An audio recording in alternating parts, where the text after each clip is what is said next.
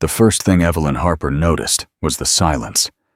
Not the kind that comes before sunrise, not the quiet of sleeping farms. This silence had swallowed everything. No rooster called across the valley. No wagon wheels creaked over frozen ground. Even the pines on the ridge stood as still as carved wood, beneath a sky the color of cold iron. At 17 years old, Evelyn stood alone on the rocky hillside above Dry Creek, Wyoming, with a sack of potatoes over one shoulder and a strip of dried venison tied around her waist. Frost clung to the ends of her dark braid. Each breath left a pale cloud before disappearing into the bitter October air. She stopped halfway up the slope and looked back toward town. Smoke rose from chimneys in thin gray lines. People were beginning another ordinary morning. They had no idea winter had already started climbing the mountains. If you've ever wondered how one quiet decision can change an entire town, stay with this story. What happened on this mountain still surprises people who hear it. Evelyn adjusted the heavy sack and climbed higher. The narrow deer trail twisted through scattered pines before disappearing behind a wall of limestone. Thick juniper bushes covered a narrow opening almost completely. Anyone walking past would see nothing more than tangled branches and rough stone. Her father had shown her this place years before. He never called it a cave. He simply smiled one afternoon while teaching her to hunt and said, "Some places don't belong to the map. They belong to the people who know how to listen." She pushed through the branches. Cold wind vanished almost instantly. The narrow passage opened into a chamber deep inside the mountain. Dry stone surrounded her on every side. The air never changed here. Summer heat never reached it. Winter cold never ruled it. A blackened fire pit rested beneath a natural crack in the ceiling where smoke escaped without filling the chamber. Shelves made from old pine boards lined one wall. Split firewood stood stacked shoulder high. Everything waited quietly, almost as if someone had expected another visitor. Evelyn lowered the sack beside the growing pile of supplies. Potatoes, flour, salt, beans, dried apples, wrapped bundles of smoked meat. Every trip from town added something new. Every trip left her shoulders burning a little more. She knelt and checked each bundle carefully. No dampness, no insects, no spoiled food. Just as her father had taught. Food lasted only when people respected it. Outside, the world chased comfort. Inside the cave, she prepared for survival. Her father had spent 20 years working silver mines before the cave-in took his life. The mountain had taught him lessons no school ever could. Never trust warm weather in October. Never waste dry wood. Never fill every empty corner of a cellar. Leave room for tomorrow. Those lessons stayed with Evelyn long after his voice disappeared. After his death, life inside the Harper home changed faster than the seasons. Her mother married again before spring returned. Thomas Briggs was not cruel. He simply measured everything by numbers. Every loaf, every bucket of grain, every blanket, every mouth around the table. One evening, he spread his notebook across the kitchen table. His finger stopped beside a column of figures. "We have enough for 4. Nobody answered. His eyes finally rested on Evelyn. "There are 5. Her mother kept stirring the soup. The spoon circled the pot again and again. She never looked up. Later that night, Evelyn found a canvas pack waiting beside the loft ladder. 2 weeks of flour, a gray wool blanket, her father's heavy coat, a small bag of dried apples. Nothing else needed explaining.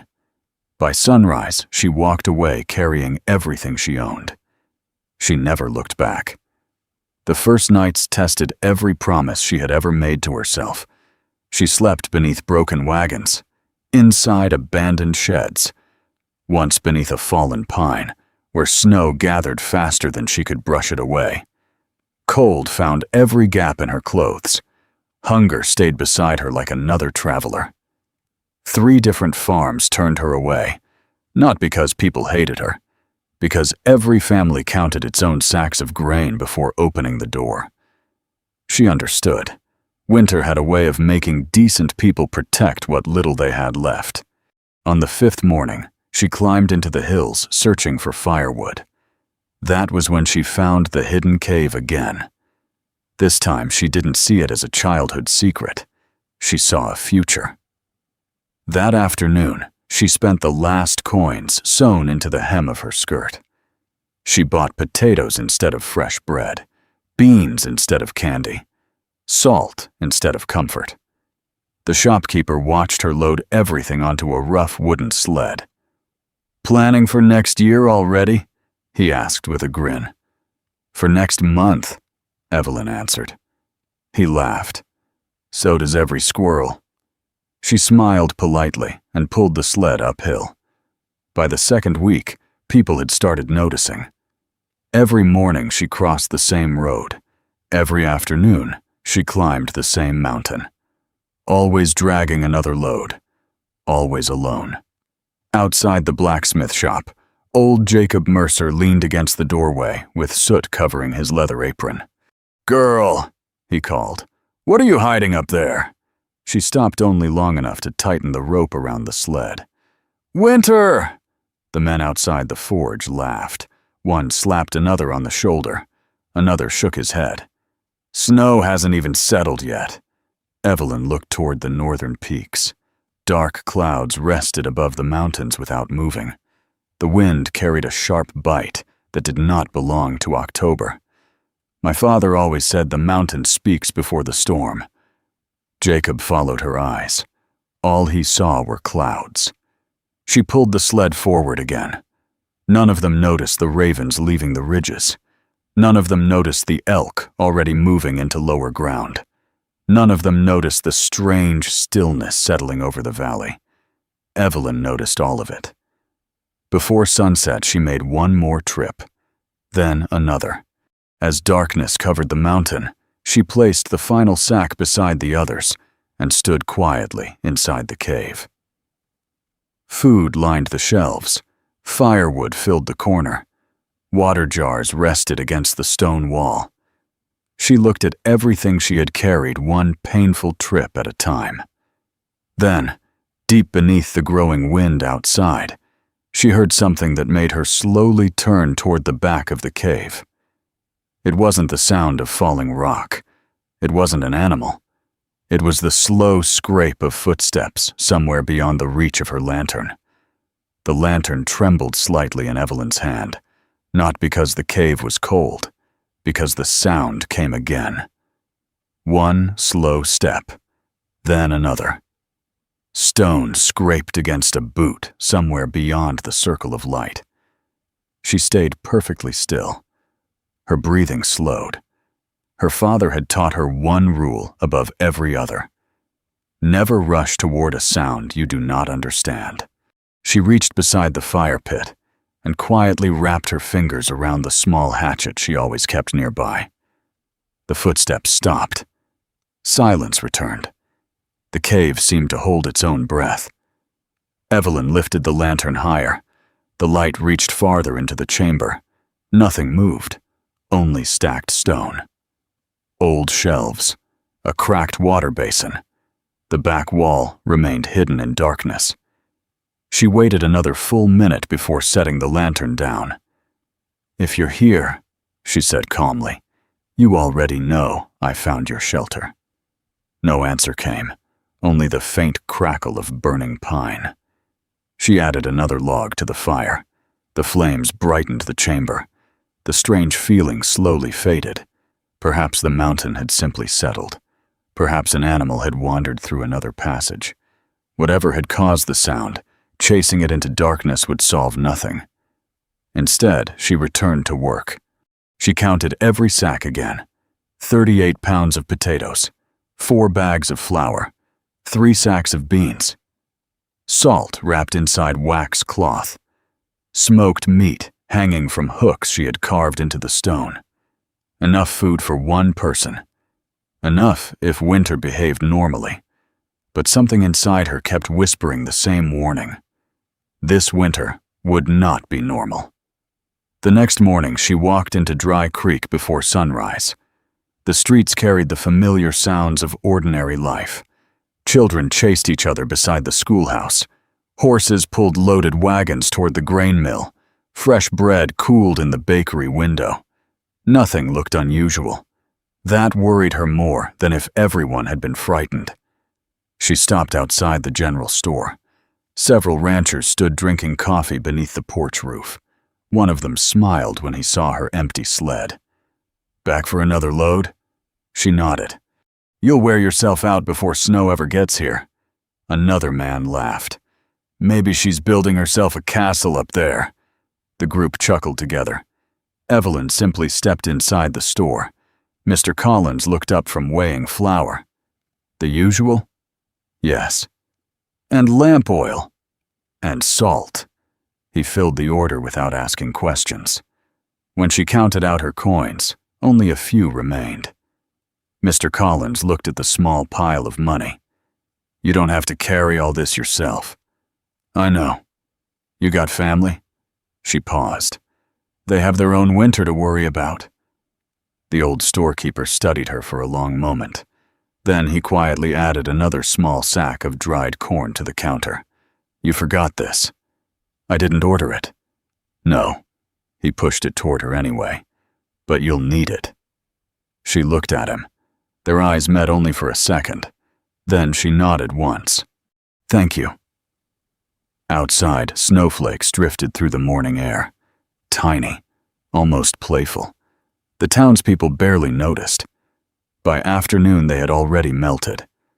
Evelyn noticed something else. The wind no longer changed direction. It came steadily from the north. Cold, sharp, constant. That evening, she climbed the mountain with another heavy load. Halfway up the trail, she stopped. Fresh tracks crossed the snow. Large boot prints. Too large for hers. The prints came from the eastern ridge. They stopped beside the hidden cave entrance, then disappeared again toward the higher mountains. Someone had been here. Someone who knew exactly where the cave was. She slowly pushed through the juniper branches. Everything inside remained untouched. Nothing had been stolen. Nothing moved. But beside the fire pit rested something she had never seen before. A freshly cleaned rabbit, still warm, wrapped carefully in deer hide. No note, no footprints inside. Only the gift. Evelyn looked around the chamber. "Thank you," she said quietly. The cave answered only with silence. She cooked the rabbit over the fire. Nothing went to waste. The hide became straps. The bones were cleaned for broth. The fat melted into cooking grease. Her father had always said, survival began when nothing became useless. The days settled into steady work. Down the mountain, into town. Back up again. Every trip strengthened the cave. She sealed small cracks with clay, raised her bedding above the cold stone floor, stacked wood nearly to the ceiling, built another shelf, organized every supply by date. Each evening, she checked the northern sky. The clouds never left. Instead, they grew darker, lower, heavier. One afternoon, she walked into Bess Carter's diner. The room smelled of coffee and fresh biscuits. Nearly every table was full. Farmers, blacksmiths, mill workers. People laughed as warm steam covered the windows. Evelyn removed her gloves. Everyone looked up. She spoke clearly. "The storm coming isn't an ordinary one." The room fell quiet. "You need more food. More firewood. Fill every empty barrel with water before the ground freezes." Several people exchanged amused smiles. Old Frank Dawson leaned back in his chair. Since when did 17-year-old girls start predicting weather? A few people laughed. Others simply shook their heads. Evelyn didn't argue. She looked around the room one last time. Faces relaxed. Coffee cups warm. Everyone believed they still had plenty of time. She quietly turned toward the door. As she reached the porch, an elderly woman stepped outside behind her. Her name was Martha Ellis. She had lived in Wyoming longer than anyone else in town. Her silver hair escaped beneath an old wool bonnet. She looked toward the mountains without speaking. Finally, she nodded once. "I've seen clouds like that twice." Evelyn waited. "The first time," Martha swallowed. "My father buried half our neighbors before spring." The wind lifted snow across the empty street. Martha placed one rough hand on Evelyn's arm. "Don't stop preparing." Then she walked away without another word. That night, Evelyn doubled the firewood stacked inside the cave. She filled every empty water jar. She packed extra blankets near the fire. Before sleeping, she stood outside beneath the stars. The mountains had disappeared. A wall of dark cloud covered the northern horizon from end to end. Then she heard it. Not thunder, not wind. A deep, rolling sound beneath the earth itself. The mountain seemed to breathe. Evelyn slowly tightened the rope around the final sack of food. This time, the storm wasn't coming anymore. It had already arrived. "Wait, before we move on, what do you think about the story so far? Drop your thoughts in the comments. I'm really curious to know." The storm struck just after midnight, not with growing wind, not with gentle snowfall. It hit the valley like a solid wall. The cave shook once beneath the first blast. Then everything outside disappeared beneath the endless roar. Snow slammed against the mountainside with such force that Evelyn could feel the vibration through the stone floor.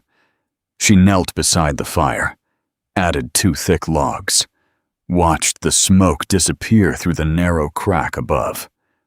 The shelter held, exactly as her father had believed it would. She waited until morning. When gray light finally reached the entrance, she wrapped herself in her father's coat and stepped outside. The cold bit her face instantly. The trail was gone. The trees were almost buried. Snow had piled higher than her waist in places. Dry Creek had vanished beneath a white blanket stretching across the valley. She could barely make out the church roof. The road had disappeared completely. The storm had erased the town.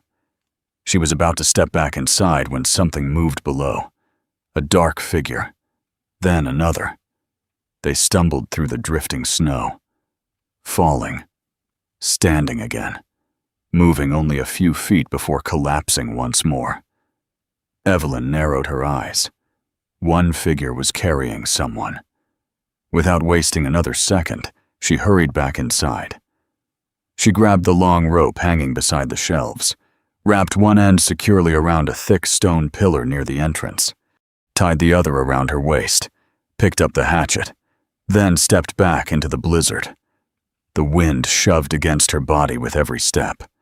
Snow filled her tracks almost instantly. She planted the hatchet into the drifts again and again to keep from being blown sideways. The rope stayed tight behind her, her only path home. The figure slowly became clearer. Samuel Carter, the owner of the grain mill. Across his shoulders lay his young daughter, Lucy. She couldn't have been more than 8 years old. Her arms hung still. Her face rested against her father's shoulder. Samuel nearly dropped to his knees when he saw Evelyn. "I couldn't keep the fire going." His voice broke beneath the wind. The roof came apart. Evelyn placed one hand against Lucy's cheek. Ice covered her hair. Her breathing came slowly. "We're close." She slipped Lucy onto her own back. Samuel tried to help. His legs folded beneath him. He had nothing left. Evelyn hooked one arm beneath his shoulder, then began climbing. Every step uphill felt heavier than the last. The wind pushed them backward. Snow buried their boots almost as quickly as they lifted them. Twice, Evelyn slipped. Twice the rope caught her before the mountain could. At last, the juniper branches appeared through the white storm. She pushed everyone inside. The silence of the cave returned instantly. Samuel simply stood there, unable to speak. His eyes moved across the shelves, the stacked firewood, the hanging meat, the burning fire, the dry blankets. Everything he had laughed about 2 weeks earlier now stood before him. Evelyn placed Lucy beside the fire. She rubbed warmth back into the girl's hands, wrapped another blanket around her shoulders. Little by little, color returned to the child's face. Samuel lowered his head. I was wrong. Evelyn continued stirring the pot over the fire. Right now, she said softly, your daughter needs soup more than apologies. Hours passed. The storm never weakened. Instead, it grew louder. By late afternoon, another knock echoed through the entrance. 3 sharp blows. Evelyn opened the passage. Jacob Mercer stood outside, the same blacksmith who had joked about her castle. Beside him stood his wife. Behind them came 2 frightened boys, wrapped in frozen quilts. Jacob looked at the ground before speaking. We have nowhere else. Evelyn stepped aside. Come in. No questions, no blame, only room beside the fire. By nightfall, 8 people filled the cave. Blankets covered nearly every corner. Children slept beside the warm stones. Pots of soup passed from hand to hand. Nobody wasted a single bite. Everyone noticed how carefully Evelyn measured every portion. No one complained. The second day brought more people. Then more. A widow, an injured ranch hand, 2 elderly brothers, a young couple carrying a newborn beneath layers of wool. Every face carried the same exhausted look. Every family had believed they could wait 1 more week. Now they climbed the mountain hoping someone else had not. The cave that had been built for one now sheltered 14. Evelyn counted supplies after everyone slept. She touched every sack, every bundle, every piece of meat. Her fingers stopped. Food was disappearing faster than she had planned. She sat quietly beside the fire. 14 people. Enough food for perhaps 5 more days. Outside, the blizzard showed no sign of ending. She closed her eyes for only a moment, then opened them again. Waiting would solve nothing. She quietly reduced every meal by a small amount the next morning. Nobody noticed, except Martha Ellis. The old woman watched Evelyn scraping the bottom of the flour sack. After breakfast, she quietly sat beside her. Running short? Evelyn nodded once.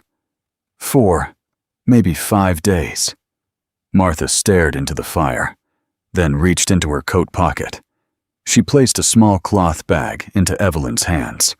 Inside were dried herbs, wild onions, a handful of beans. My winter garden. Evelyn looked up. You need these. So do you. Martha smiled gently. We all do now. Without another word, she stood and began helping prepare lunch. Her quiet kindness spread through the cave. Soon others began doing the same. One man offered dried fish hidden inside his pack. Another shared smoked bacon saved for Christmas. A mother divided her children's biscuits into smaller pieces without being asked. The food shelf slowly grew again, not because anyone had much, because everyone finally understood they survived together.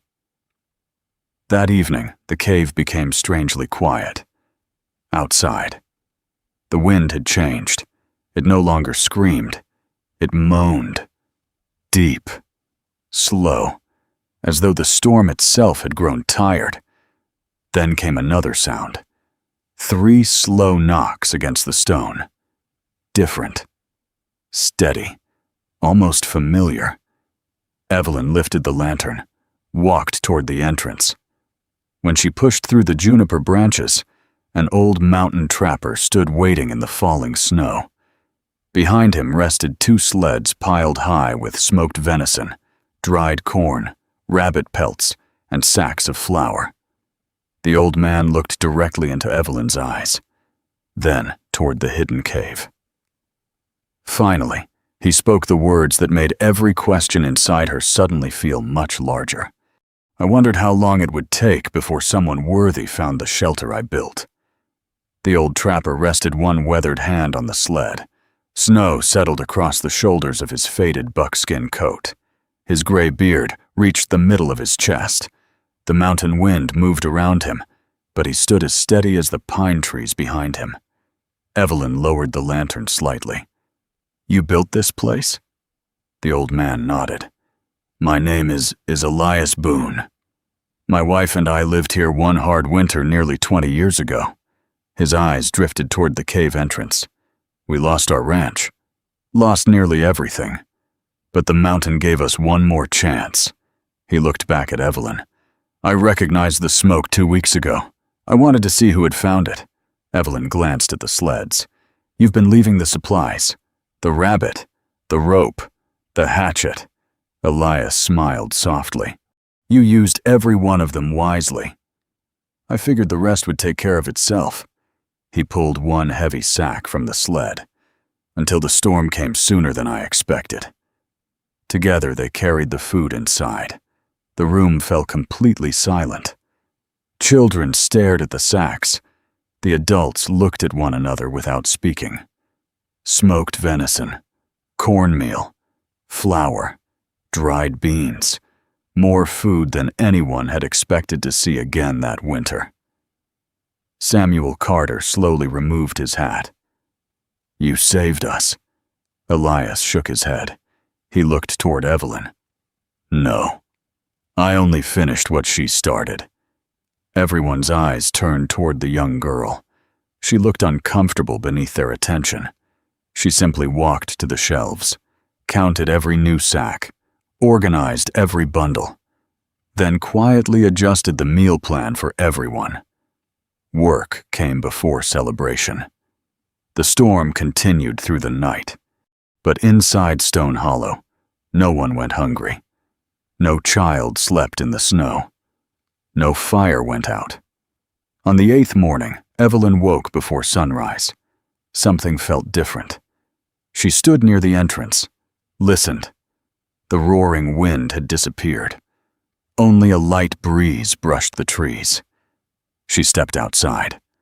The valley shined beneath fresh snow. The storm had finally spent itself. The sky stretched bright blue from one mountain to the other. Below, Dry Creek slowly came back to life. People shoveled paths. Neighbors dug wagons from deep drifts.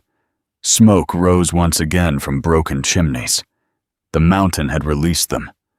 One family at a time, they climbed down the hill. Everyone carried something. Firewood, cooking pots, blankets. No one left empty-handed. No one left without looking back toward the hidden cave. When they reached town, word spread faster than the storm itself. The girl everyone had laughed at had kept 14 people alive. The same men who had joked outside the blacksmith shop now removed their hats when she walked past. The women who had once watched her drag heavy sleds through town invited her inside for warm meals. Children followed her through the streets, asking questions about the mountain.